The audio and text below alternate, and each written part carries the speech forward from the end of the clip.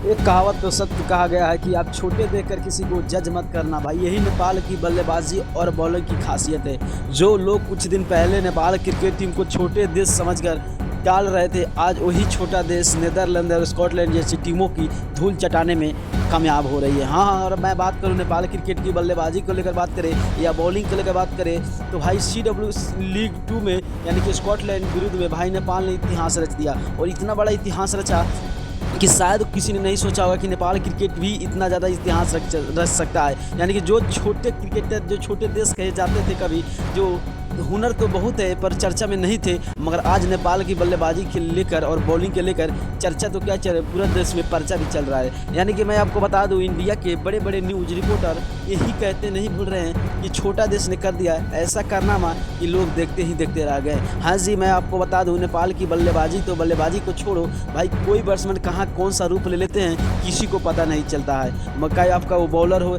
या batting line हो या टॉप ऑर्डर बैट्समैन हो या चाहे कोई भी बैट्समैन हो, कब किस रूप में आएगी किसी को पता नहीं है। मगर नेपाल की बैटिंग लाइन तो छोड़ दो, बॉलिंग लाइन भी तबाही है भाई। और कहाँ कब किसको क्या कर दे किसी को पता नहीं चलता। यही है यानी कि कम टारगेट पे चेस करना। आप लोगों ने CWC लीग स्कॉटलैंड विरुद्ध या चाहे नीदरलैंड विरुद्ध आप मैच देखे होंगे, इसमें 100 में 100% 4 मैच में नेपाल क्रिकेट की जीत थी। और नेपाल क्रिकेट ने इतिहास रच दिया और इतिहास बनाते हुए सबको दिखला दिया कि हम छोटे नहीं हैं, हम आ रहे हैं और सबको बीच में तबाही मचाने के लिए आ रहे हैं। तो आप लोग क्या सोचते हैं नेपाल क्रिकेट के बारे में? आप अपना राय एक छोटा सा कमेंट कर दीजिएगा। अगर नए हो तो चैनल को सब्सक्राइब करते हुए वीडियो को शेयर करके पेज को फॉलो करके आप लोग वीडियो शेयर कर दीजिएगा। ओके बाय, मिलता हूँ नेक्स्ट वीडियो पे। जय नेपाल, जय नेपाली।